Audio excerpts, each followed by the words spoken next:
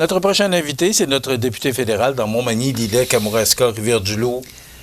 Non, ben t'as peu, là. Ça, c'est le prochain, c'est le compte actuel, mais le prochain, ça va être Côte-du-Sud, Rivière-du-Loup, Katascomique, Témiscouata.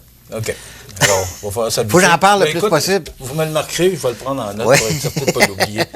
Bernard Généreux, bonjour. Bon matin. Comment ça va? Ça va très bien, toi-même? Oui, ça n'arrête pas de bien aller. Oui, bon, c'est bien. Je suis un peu fatigué, mais quand même. Oui, mais habituellement, quand vous rentrez en studio, là, c'est... Oui, c'est plus pépé que ça. Le plafond lève, mais là, ce matin, il me semble que ça a été... On a eu une grosse session parlementaire, puis ça n'a pas arrêté. Ça n'a pas arrêté.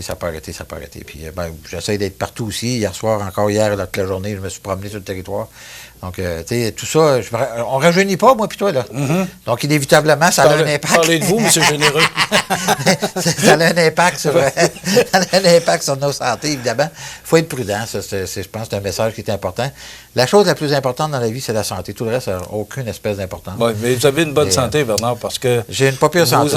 Vous enroulez des kilomètres dans une semaine. Il faut que j'en prenne soin, puis j'en ai pas pris soin depuis longtemps. Ça fait que, Bernard, victoire des conservateurs dans Toronto-Saint-Paul hier. Oui.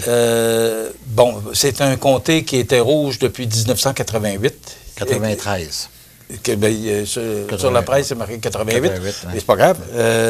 C'est quand même une grosse défaite pour M. Trudeau. Totalement. C'est une grosse défaite. C'est une victoire pour nous, bien sûr, mais c'est surtout une grosse défaite, M. Trudeau. Surtout qu'il était allé, en plus. Il a envoyé je ne sais pas combien de ministres aller faire campagne dans ce comté-là. Il voulait absolument le garder. Et ils ont misé sur ce comté-là en disant que c'était la décision que les électeurs prendraient, c'était pour démontrer ce qu'ils veulent pour les valeurs futures d'un gouvernement. Les valeurs d'un gouvernement, là, c'est que les valeurs du gouvernement libéral actuellement, puis c'est de même comme ça depuis plusieurs années, c'est de dépenser, d'offrir plus de services à la population. J'entends avec des grosses guillemets, parce que s'ils considèrent qu'il offre plus de services à la population a l'impression d'en avoir moins qu'il y en avait avant, même si l'appareil gouvernemental a grossi de façon importante. Et nous, ce qu'on dit, c'est, contrairement à ce que les autres disent, c'est laissons l'argent dans les poches des citoyens, arrêtons de les taxer de façon additionnelle. D'ailleurs, c'est un message très important. Toronto-Saint-Paul, en passant, c'est des gens assez à l'aise qui demeurent dans ce comté-là. C'est un comté, particulièrement dans certaines parties du comté, très riche. Là, le gouvernement vient de leur dire, on va vous taxer, vous autres. Alors, ils n'ont pas aimé ça. Puis c'est qui qu'on... C'est en vigueur à partir d'aujourd'hui, là, pour les gains, totalement. Gain de capital. Tu as fait raison, c'est à partir de le gain en capital. Oui, ça taxe les riches, mais ça taxe aussi monsieur et madame tout le monde qui ont, pendant 30 ans, 25 ans, 20 ans, accumulé des sommes d'argent en investissant, que ce soit en immobilier, dans des actions dans des compagnies, dans des résidences secondaires, etc.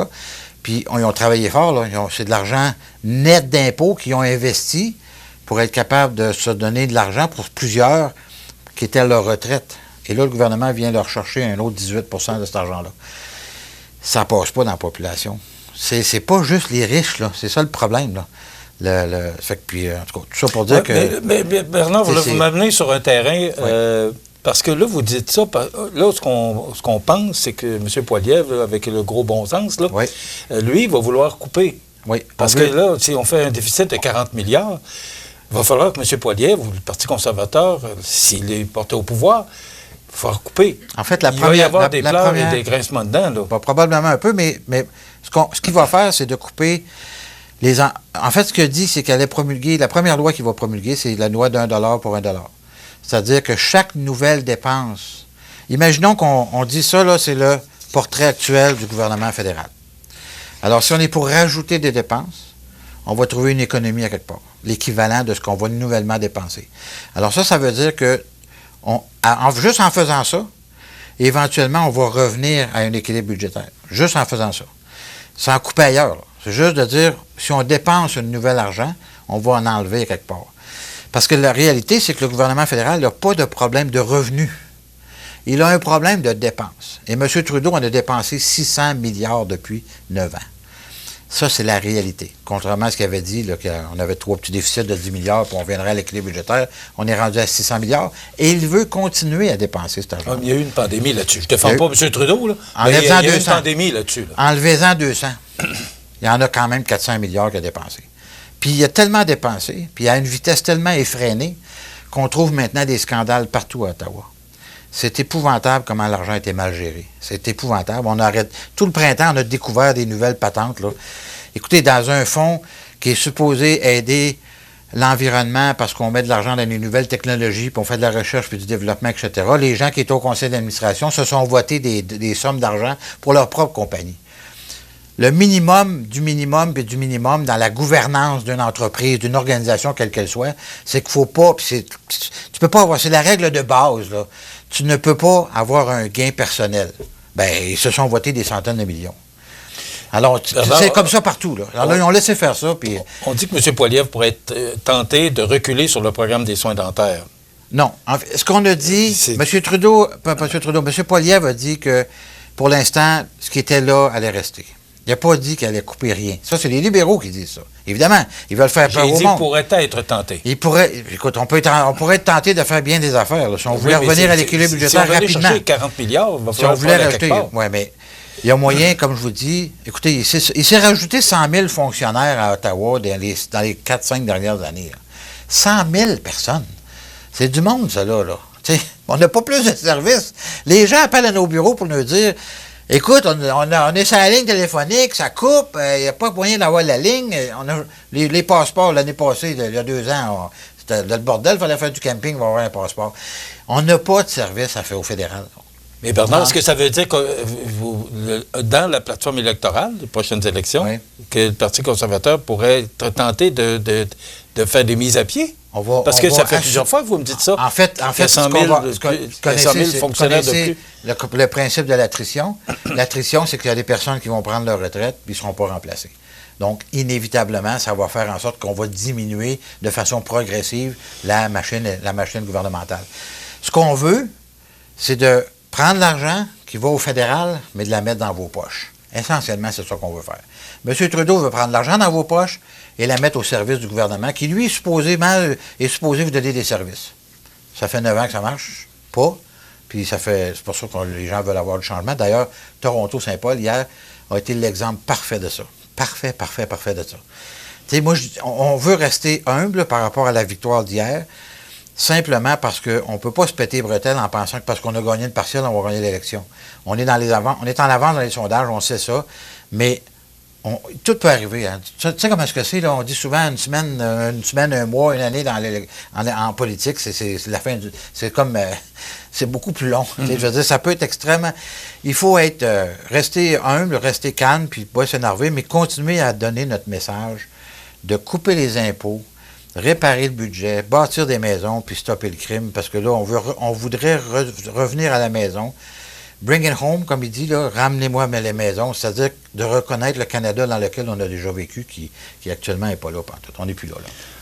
On va s'arrêter quelques instants, mais moi, je vais vous entendre. Bien, d'abord, Pierre Poilievre était le 22 juin à Rivière-du-Loup. Ouais. Puis aussi, il est contre le tramway et pour le 3e lien, alors que M. Trudeau est pour le tramway et contre le 3e lien. Alors, je vais vous entendre là-dessus dans quelques instants. On va faire une courte pause. Et après ça, M. Généreux revient on va jaser avec lui de M. Poilievre.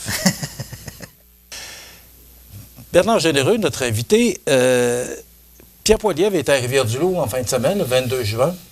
Est-ce qu'il a ravi les foules de Rivière-du-Loup?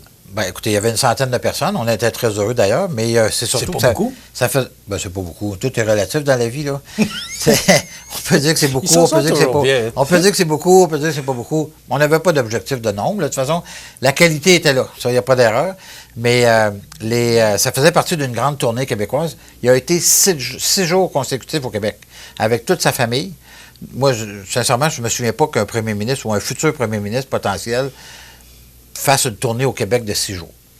Moi, je ne me souviens pas de ça. Bon, c'était quoi l'objectif? L'objectif, évidemment, c'était d'aller à la rencontre des gens, d'aller entendre ce que les gens... J'ai fait du porte-à-porte avec Pierre Poilievre à Rivière-du-Loup, et les gens ne se sont pas gênés pour lui dire ce qu'ils avaient à dire. Et ce qu'ils avaient à dire, c'est arrêtez de dépenser à Ottawa, puis laissez-nous notre argent à Québec. C'est exactement le message que Pierre Poilievre a.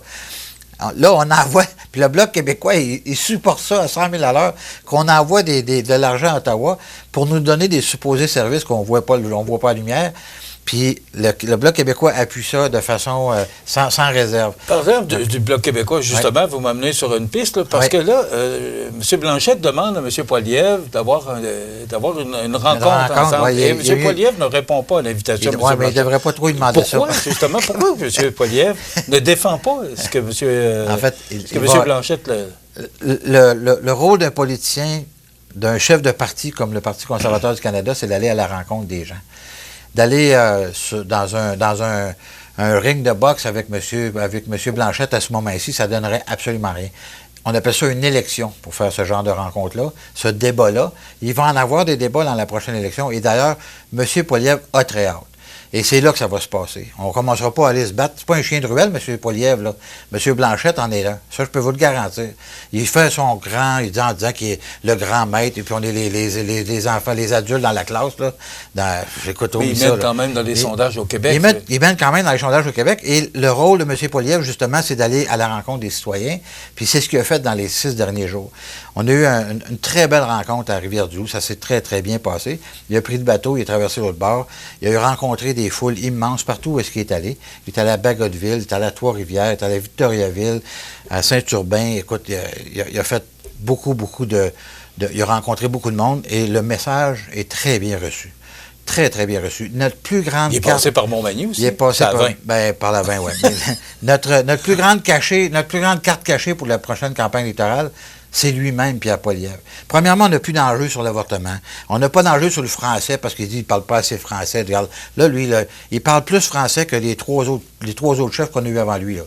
Fait qu'on n'a pas de problème à cet enjeu-là. Vraiment, l'enjeu fondamental ne sera pas la personnalité de l'individu, mais véritablement les besoins de la population. Et les besoins de la population, au moment où on se parle, nous, avec Annie Francoeur, ici, à chaque fois que je viens de voir, là, Annie est cachée dans le coin, là, je la remercie d'ailleurs d'être là. Avec l'équipe qu'on a dans nos bureaux, on rencontre des gens qui n'ont plus d'argent. Ils n'ont pas d'argent dans leur poche. Ils sont plus capables d'aller faire l'épicerie. Il faut qu'ils se fassent des choix entre l'épicerie ou entre la pharmacie pour aller acheter les médicaments. Quand tu es rendu là dans ta vie, là, c'est parce que ça va pas bien, là. Puis actuellement, au Canada, c'est ça qu'on vit. Non seulement à Toronto et à Vancouver, où ils sont même plus capables de se payer des loyers, mais ici même au Montmagny, où il n'y en a pas de loyer non plus. Puis le coût de la vie a augmenté pour tout le monde. Les gens veulent avoir de l'argent dans leur poche, pas dans l'appareil gouvernemental comme il se passe actuellement. Et ça, je vais vous dire, ça résonne. Puis le Bloc québécois a supporté 500 milliards de dépenses du gouvernement libéral. C'est ça qu'il faut que les gens entendent. C'est ça que Pierre Poilievre va leur dire à la prochaine élection. On parle de... Tu vas me craquer, là? Je suis craqué, là. Ça vous fait du bien? Je suis craqué, là. Bernard, on va terminer sur Pierre Poilievre. Là. M. Trudeau est pour le tramway, contre le troisième lien. Oui. M. Poilievre est contre le tramway, pour le troisième lien. Chacun ses choix. Chacun ses choix. Puis en passant, là... Mais pourtant, on sait que ça prend un tramway à Québec. Le tramway... C'est la seule ville au Canada qui n'a pas de tramway. Ou qui n'a pas le service de transport structurant. La Ville de Québec et le gouvernement du Québec se sont avancés pour le financer. M. Trudeau avait dit qu'il donnerait 1 point quelques milliards. Parce qu'au départ, rappelons-nous, c'était un projet de 3 milliards. On est rendu à 10 ou 12. Là. Donc, il n'a pas commencé encore. Là. Ça fait que on pourrait avoir d'autres surprises. En tout cas, tout ça pour dire que le gouvernement du Québec... le gouvernement fédéral n'est pas impliqué dans tous les projets à travers le pays. Là. M. Poilievre a fait son choix, il a fait son nid, il a dit « Je vais financer, s'il y a un projet de troisième lien, je vais être là pour le financer. » Puis il a dit « Moi, je ne mettrai pas d'argent dans le tramway. » Il ne croit pas au tramway. Hein? C'est sa perception. C'est son choix. C'est un choix. La population, il y a eu des sondages faits à Québec, 70 des gens ne voulaient pas. M. Poilievre représente les gens qui veulent être représentés.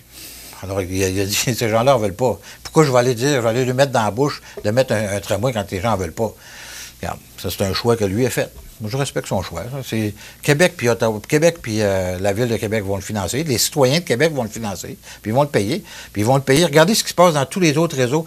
Puis ce qu'ils ne prennent pas en compte là, par rapport à des réseaux de transport en commun comme ceux-là, c'est l'avènement de l'intelligence artificielle.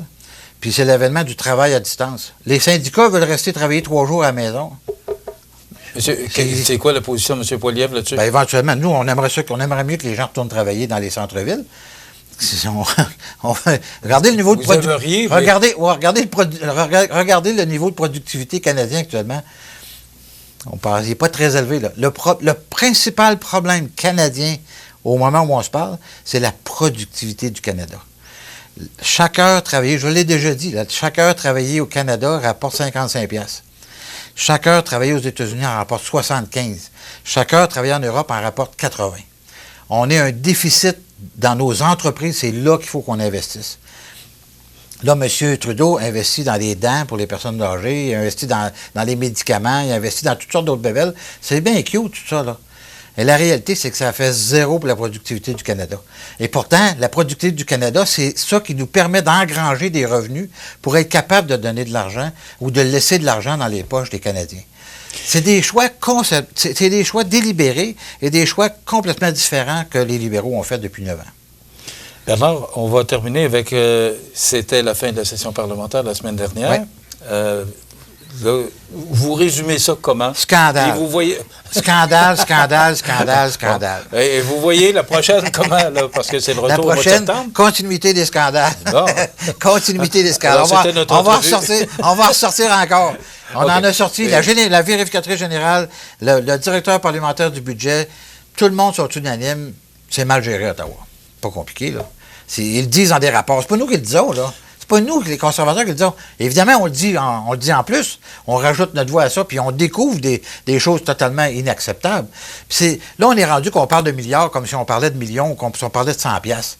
C'est ça la réalité d'aujourd'hui. C'est comme c'est pas grave, on dépense des milliards, puis c'est des milliards qui sont perdus, mais c'est pas grave. Écoutez, c'est de l'argent de vos poches. Bernard, justement, avec la défaite hier dans Toronto-Saint-Paul, est-ce qu'on pourrait s'attendre à une démission de M. Trudeau qui laisserait le temps de course à la chefferie au Parti libéral, qui pourrait changer, parce qu'avec tout ce que vous dites, est-ce qu'on pourrait résumer que M. Trudeau pourrait être tenté de démissionner pour préparer les prochaines élections? Tout est possible. À partir d'aujourd'hui, tout est possible.